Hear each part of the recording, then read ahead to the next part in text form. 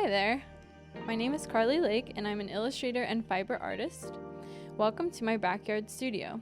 Today's video is going to demonstrate how to dye fabric. I'm going to show you the best tips to get the most out of the color in your vat.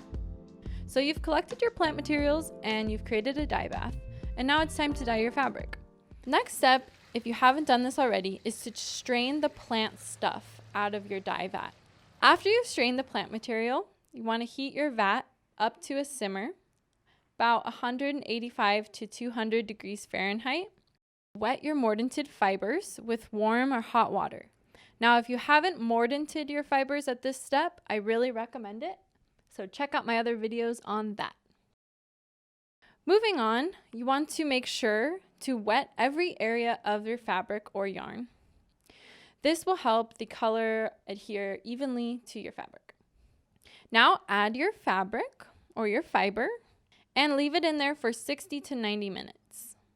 You can come and stir your pot occasionally, trying to open up the fabric and fibers, getting the dye to adhere to all the parts of the fabric. You can remove your fabric after this time if you're happy with the color, but keep in mind that it's going to lighten a couple shades when it's fully dry. If you feel like you want a deeper color, you can try leaving the fibers in the vat overnight or even a couple days. So once you've removed your fibers once and for all, you're going to take them and bring them to a sink or rinsing area and rinse them thoroughly until you see that the water is pretty clear. With the exception of indigo, most plant dyes will not stain your sink. You can also set up a rinse station outside. Another technique is to dunk them in a bucket or pot of water, and that will also suffice, and this will help to get any extra little plant material off of your fabric. Make sure you hang your fibers to dry out of direct sunlight, and you can admire your work now. Some post-dyeing thoughts. You can add more fiber to your vat after you've done your first round, and you'll get a different result. It will be lighter results with each batch you dip and give a different effect that might be just what you're going for. Once your vat is exhausted of color, you can safely pour it down the sink or consider reusing it to water the garden or yard.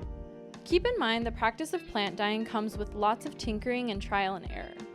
There's also a lot of color variety that can come from plants' contents. So if the results that were in your bath don't match what you had in mind, don't fret. It's all a part of your personal exploration with these botanical treasures. Thank you so much for following along.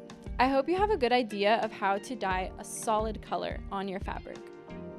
I recommend checking out my other video on how to add soy milk onto your fabric that will really help preserve the color for a long time.